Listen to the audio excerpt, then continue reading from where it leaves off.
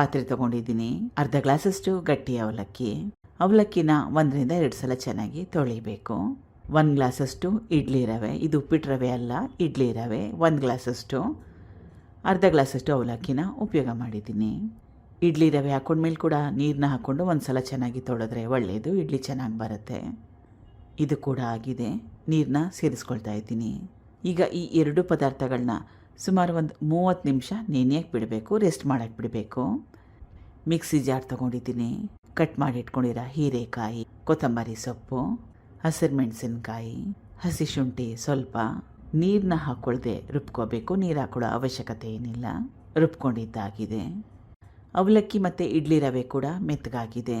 ತುಂಬಾ ಜಾಸ್ತಿ ನೀರು ಹಾಕಿ ನೆನೆ ಹಾಕಿದರೆ ಎಕ್ಸ್ಟ್ರಾ ನೀರನ್ನ ತೆಗೆದುಬಿಡಬೇಕು. ತೀರನೇ ಜಾಸ್ತಿ ನುಣ್ಣಗೆ ರುಬ್ಕೊಂಡ್ರೂ ಪರವಾಗಿಲ್ಲ, ಅಥವಾ ತರ್ತರಿಯಾಗಿ ರುಬ್ಕೊಂಡ್ರೂ ಕೂಡ ಪರವಾಗಿಲ್ಲ. ರುಚಿಗೆ ತಕ್ಕಷ್ಟು ಉಪ್ಪು. ಇದಕ್ಕೆ ಒಗ್ಗರಣೆನ ಸೇರಿಸ್ಕೊಳ್ತಾ ಇದ್ದೀನಿ. ಒಗ್ಗರಣೆಗೆ ಎಣ್ಣೆ, ಸಾಸಿವೆ, ಕಡಲೆಬೇಳೆ, ಗೋಡಂಬಿ, ಕರಿಬೇವಿನ ಸೊಪ್ಪನ್ನ ಉಪಯೋಗ ಮಾಡಿದ್ದೆ. ಸ್ಟೀಮ್ ಮಾಡ್ಕೋಬೇಕು 10ರಿಂದ 15 ನಿಮಿಷ ಹೈ ಫ್ಲೇಮ್ನಲ್ಲಿ. ಈಗ ರುಚಿಯಾಗಿ ಮೆದುವಾಗಿರೋ ಸ್ವಲ್ಪ ಡಿಫ್ರೆಂಟ್ ಆಗಿರೋ ಇಡ್ಲಿ ರೆಡಿಯಾಗಿದೆ. Thank you for watching. ಧನ್ಯವಾದಗಳು.